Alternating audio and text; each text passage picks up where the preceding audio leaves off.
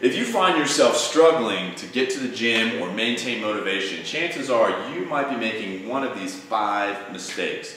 Hi, I'm Ryan Master, Certified Strength and Conditioning Specialist of Spartan Doctor, here to help you build a ripped masculine physique. If you haven't already, make sure you subscribe to my channel, Spartan Strength. That way these videos come right to you and help you on your journey to transform your body and your life. Today we're going to be talking about the 5 training mistakes that hold guys back and kill their motivation, and how you can overcome them so you can become an unstoppable force in the gym.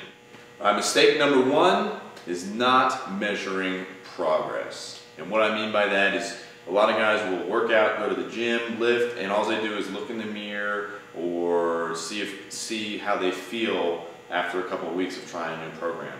And those are not valid ways to test to see if you're making progress. What you need to do is tracking your strength, tracking your weight. You can track measurements. Those take a little bit longer, so that's not something that I would track necessarily right away. But the 2 biggest things, tracking your weight and tracking your strength progression. That's going to show you positive gains and keep you motivated because you're seeing progress. If you're not seeing progress, there's no way you're going to stick with anything, or anybody would, because you feel like you're wasting time. So the trick to combat this mistake is to make sure that you have systems in place to show you that you are making progress, or even if you're not making progress, it's showing you what's happening so you have a better sense of awareness.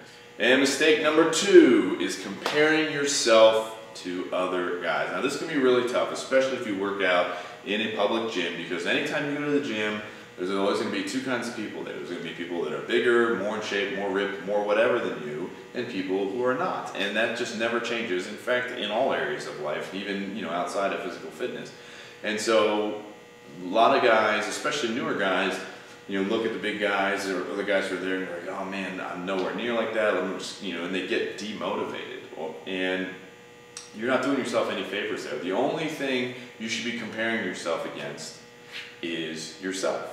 Your old self, your previous self. Again, it goes back to number 1, which is checking your progress. And so you look, am I a stronger man today than I was a couple days ago? Am I more disciplined? And have I gone to the gym more times than I did last month? Those are the types of things, comparisons you should be making. Not, how do I look versus this guy? Am I doing the right things as that guy? That is a rabbit hole that's going to lead you to no results. It's going to drain your motivation, and that is not the way to go if you're looking to change your lifestyle. And number 3 is not checking your weight.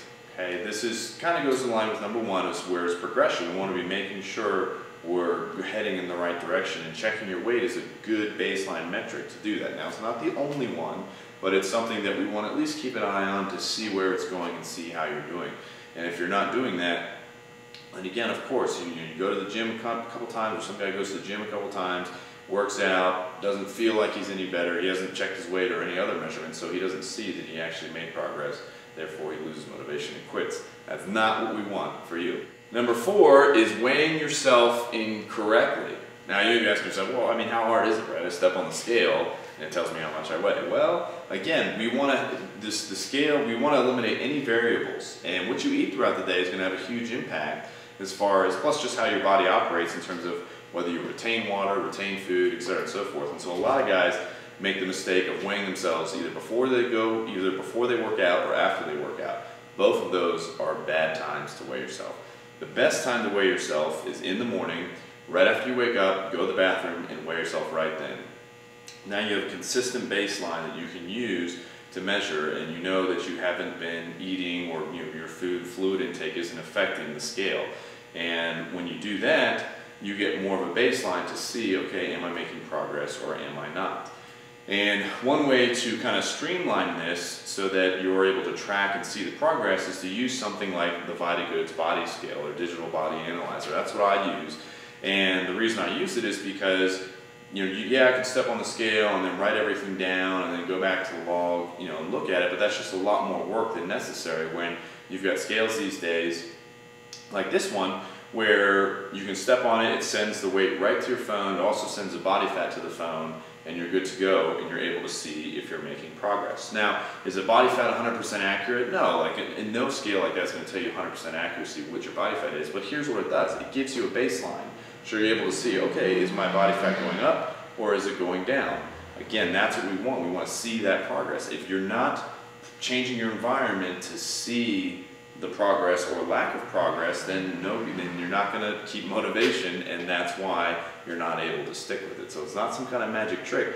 It's doing these types of things like using a scale that sends the weight right to your phone, so you have that positive feedback loop to see, hey, you know, I'm making progress, or you know what, man, I'm not making progress. What do I need to change so that I am headed in the right direction? And this last one is a big one, and that is not celebrating your success or personal victories. And this is the biggest one that's going to drain and deplete your motivation, because if you're not doing it, you're not recharging your motivation. This is actually something that's going to recharge your motivation. And what I mean is, you, instead of measuring yourself, comparing, like, oh man, I don't look like this cover model on the fitness magazine yet, or I'm not like this yet. Like, that's measuring forward. That's incorrect, and that's going to deplete your motivation. What you want to do is measure backwards and look, where were you a month ago and where have you come now? So if you look back a month, you're like, wow, you know, I've gone to the gym 10 times this month. I've never done that before in my life. Like, that is a celebration that you should recognize and pat yourself on the back for. Or, you know, my strength has gone up every workout this month. Or, you know, when I started this month, I was squatting 200. Now I'm squatting 225. Boom. Like, that is looking backwards and seeing progression and celebrating and patting yourself on the back for it. And those little things are the mindset changes that you have to make and be cognizant of in order to help keep your motivation. Because motivation is not just something that like falls out of the sky and you have, and some people have more and some people have less. No, that's not how it works.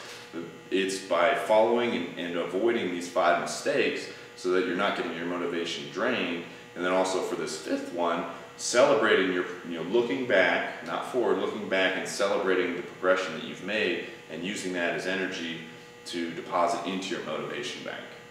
Alright, well, I hope you found that helpful. Make sure you click the like button and subscribe if you haven't already. And always remember, never retreat, never surrender, and keep moving forward.